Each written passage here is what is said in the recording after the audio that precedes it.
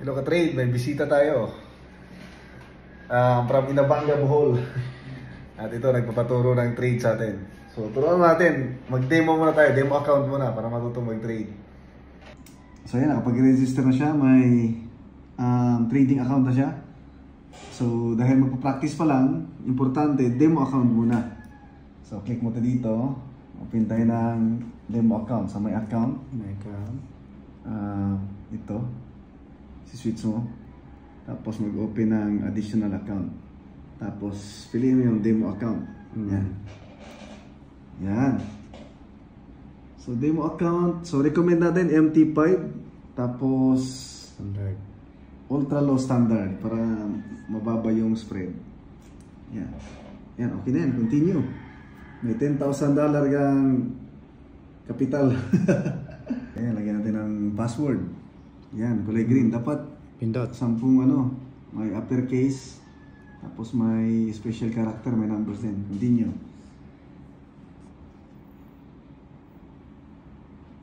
Ayun, meron ka ng demo account. open. So yun, makita natin yung mga trading account mo at ito yung demo account mo na ultra low standard. Ngayon, ilalagay natin yan sa MT5 kasi doon ka magti-trade. So para ilipat mo natin dito, para tingnan natin yung details ng demo account mo. Yan. Yan. Para makita natin yung details yan, hanapin natin yung server. XM Global MT5 yung server niya. Ito kasi yung importante. Pag magla-login tayo, yung server, tapos yung MT5 ID, yan, i-copy mo yan. Pindutin mo yun para makopy siya. Yan. Tapos punta ka na sa MT5 app. Yan, open. Yun. So, ito na yung MT5 app. Accept mo lang. Okay. So, mag-open ng demo account. So, may demo account ka na. Kaya i-X mo na yan. Nagawa na tayo ng demo account eh. Okay na. Ayan. X mo yan. So, magla-login ka na ngayon dito. So, find broker mo, boss. I-search mo dyan ang XM. Ayan. XM Global Limited. Click mo yan, boss. Yan. Yan yung broker mo. I-click mo to. Yan, yung XM. Oo, kana. So, click mo yan. Lalabas yung login dyan. Yung login. Dito yung MT5 mo. Tapos yung server mo. Tapos yung password. Tapos yung password mo. I-type mo yung password. So, next. Yan, login. So, kapag lalabas na yung details ng account mo, tapos nakalagay na rin yung balance, ibig sabihin, nakalagin ka na, boss. Yan. So, dito sa MT5 app, dito ka magti-trade. Nalagin mo na yung trading account mo. Yung MT5 account mo. Diyan ka na magti-trade. So, ngayon, paano mag-trade dyan? So, anuin mo natin yung app. Lahat ng pindutan dyan sa baba. Dito sa quotes, pindutin mo yung quotes. Diyan makikita yung kung ano iti-trade mo. Kung Euro USD, gold ba, or ano. Diyan makikita. Dito naman sa chart, click mo yung chart. Diyan naman makita yung mga candlestick, yung chart, yung price, ganyan. Dito naman sa trade, dito naman makikita yung kung may open trade ka. Ngayon, wala kang open trade. Dito naman sa history, diyan mo naman makita yung transaction history, trade history ng account mo. So wala ka pang trade, kaya wala pang trade history dyan. So ngayon, turuan kita kung paano mag-trade sa gold. Madali lang. Punta ka sa quotes, okay? Yan, paano mag-trade sa gold ha. Scroll down mo, hanapin mo kung nandyan mo yung gold. Wala, no? So, wala dyan. So, idadagdag mo dito yung gold. Pindutin mo yung plus sign sa taas. Yan. Hanapin mo ngayon yung gold. I-search mo ngayon dyan. Okay. So, gold. Ayun. Gold ultra low. Yan. Pindutin mo yung plus button. Back ka na ba? So, scroll down mo. Makita mo na yan dyan sa quotes. Yun. May gold na. Yan. Oh. So, click mo yung gold. Pindutin mo yung chart. Yan. Okay. So yan na yung chart ng Gold. gold. Dito sa side, right side, yan yung price ng gold. Sa baba, yung date. Tapos itong line na to, yan yung bid and ask price, yan yung presyo ngayon ng gold. Okay, pwede mong liitan yan. Pwede mong lakihan. Pwede mong adjust. Ngayon, yung time frame mo nasa M5. Ibig sabihin, yung isang candlestick, malaki man or maliit, red man or green, 5 minutes na movement ng market yan. Okay, yung kulay green, ibig sabihin, tumaas yung price. Yung kulay red, ibig sabihin, bumaba yung price. Okay, anong tanong mo, boss? Andyan ka na, wait, nasa chart ka na ng gold. Anong tanong mo? Magte-trade na ako. Magte-trade ka na. So, paano mag-trade? Pero ang hindi ko pa alam, paano magsimula. Saan banda tayo magsimula. So yan, lipat tayo sa big screen.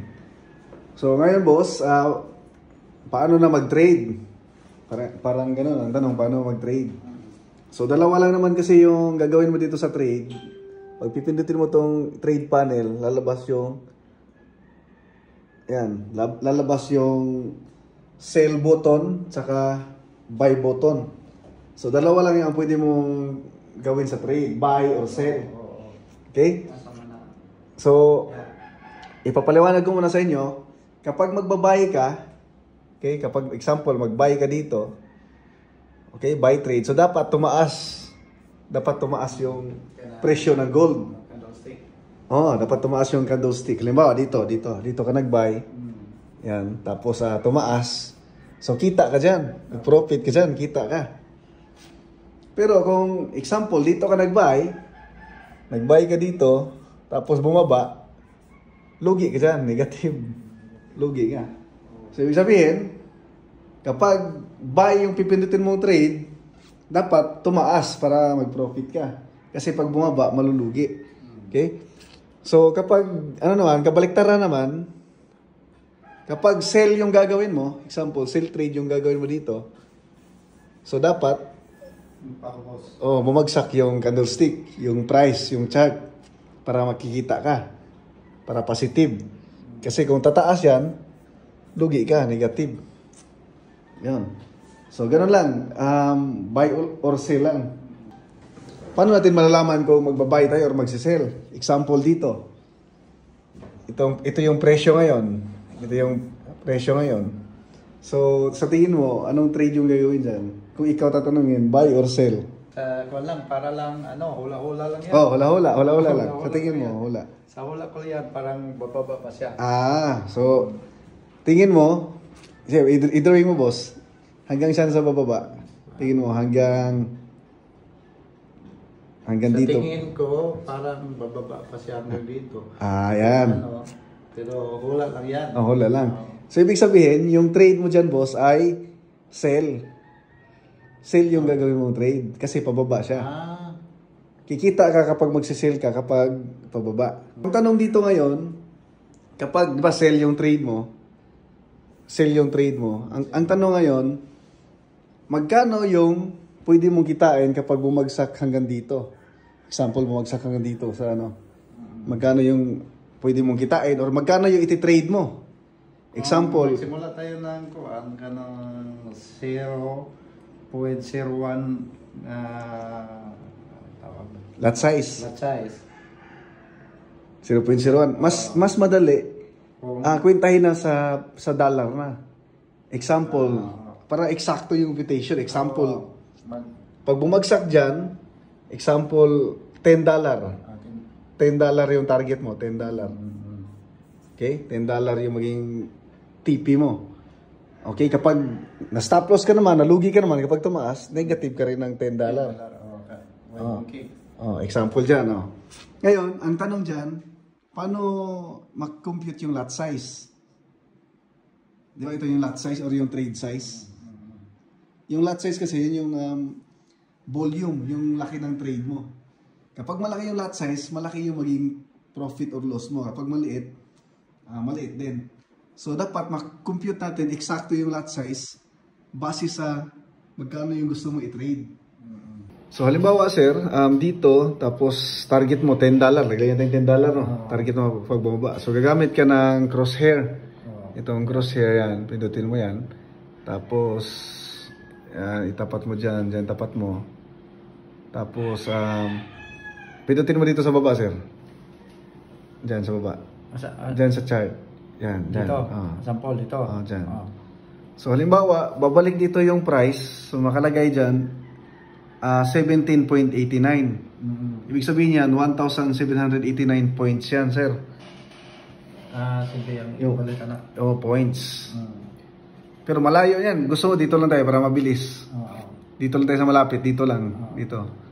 Okay? So, pinutin mo dito, sir. Para mabilis lang yan. Example, dito lang, dito. Dito lang. So, 5.61 or 561 points. Okay? Points. So, para makuha natin yung lot size, sir, kung magkano yung ni-risk mo, example, $10, i-divide mo lang sa 561. Ano yung lot size mo? Huwag mo na lang. So, ngayon, lalagay mo yung lot size mo, sir, 0.2. Ikaw maglagay, sir. Sige, sir. Yan, ikaw na mismo mag-trade. Lot size mo, sir. So, ngayon, click mo yung sell button, sir. Ito yung buy, so ito yung sell. Ito na yan, Sa una, may lalabas pa na ganyan, kaya i-accept mo lang to. Sa first time mo lang na ano yan. Accept, tapos okay.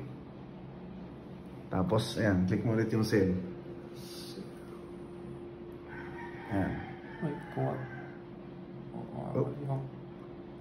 Okay.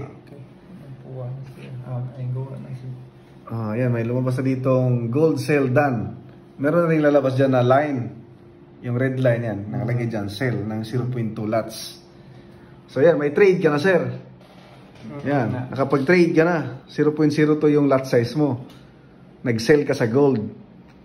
So ngayon, dito natin ilagay yung take profit at stop loss. Kasi may dalawang paraan para ma-close yung trade mo. Pwedeng manual. Makita mo yung trade mo dito dito sa trade. Yan. Ayan, makita mo yung trade mo dito. Anytime, pwede mo i-close yung trade mo manually. Yan, i-hold mo lang yan, pindutin mo yung close.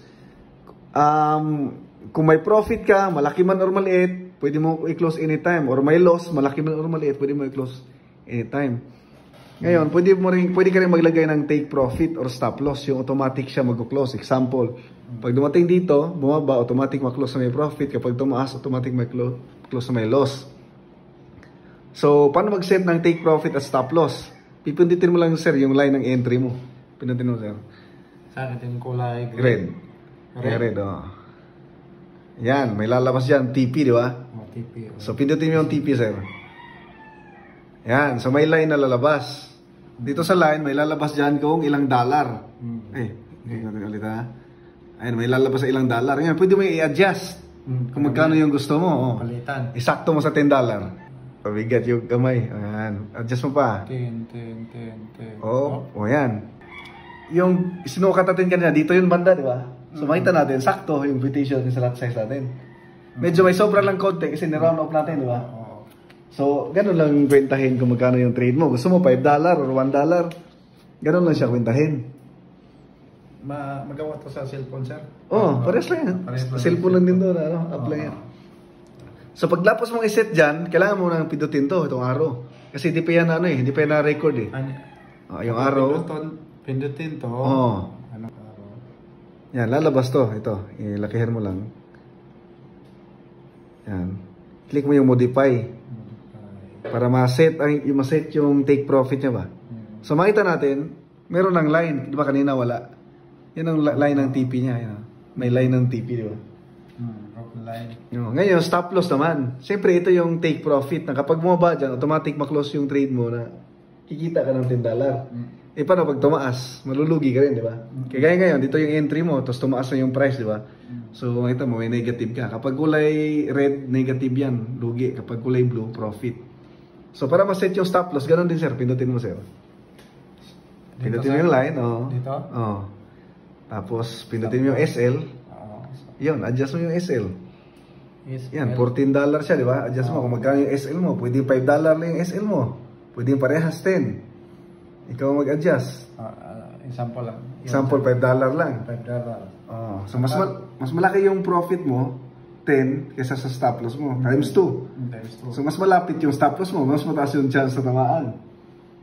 Kapag matamaan, Ma-close, malugi ka ng $5. Talo lang ako ng $5. Oo.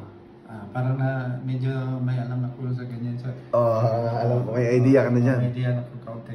So gano'n na sir, ano mo yan, i-click mo yung... Nag-like para kuhan. Mas-set siya, ma-modify. Oo. Yan, mas modify. Okay, done. Pindot done. Yan. So may SL ka na sir, may line ka na. So nakaset na yung trade mo.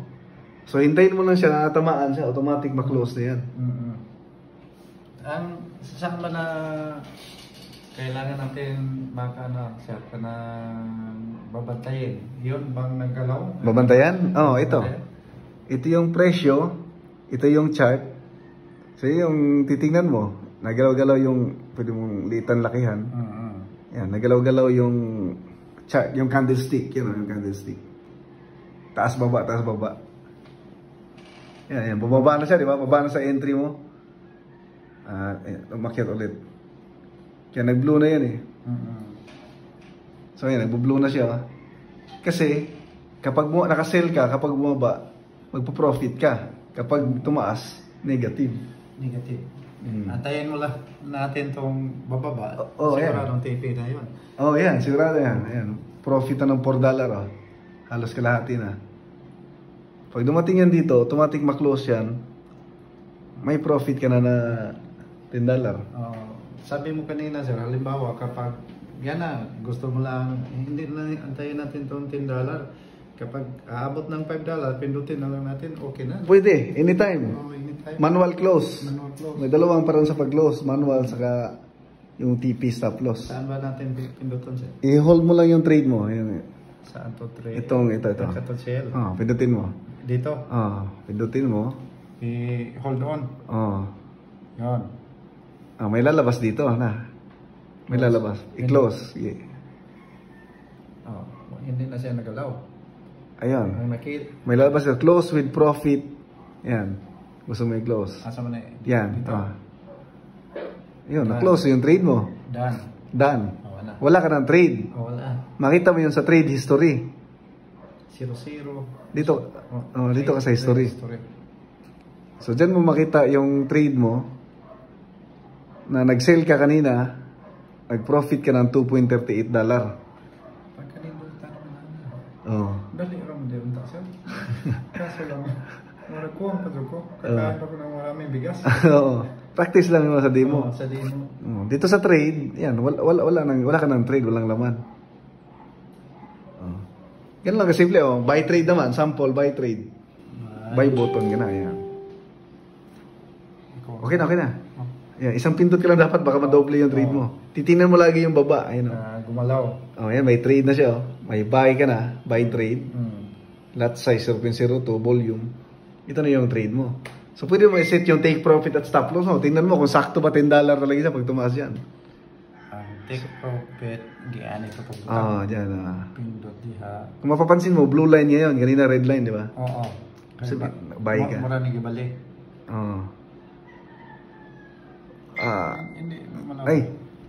Hindi mo pa natanggal yung crosshair. Tanggalin mo na yung crosshair. Yan. Yun, pindutin mo ulit. Ayun, ito na. Okay na. Hindi siya pumaya. Hindi. Kasi pang sukat yun eh. Take profit. Lagi siyang nakasukat eh. Itapat mo dito, sir. Kung $10 ba sakto. Ayan. Okay. So makita natin, nasa 10 siya, di ba? May diferensya lang konti kasi gumagalaw yung price eh. Gumagalaw eh. So, sunod.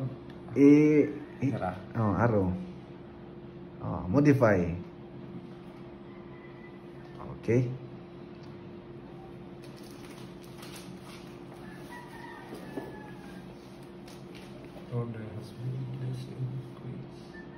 Loading.